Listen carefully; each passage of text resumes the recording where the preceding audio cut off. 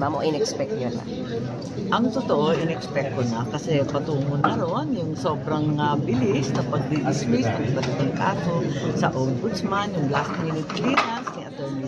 Lagan, ganoon din yung sudden inclusion ni Secretary Julia, talagang binabaliktad na yung sarili ng mga patakaran, hindi na sinusunod yung batas, at talagang wala nang rule of law dito sa ating bansa. Nakakalungkot po.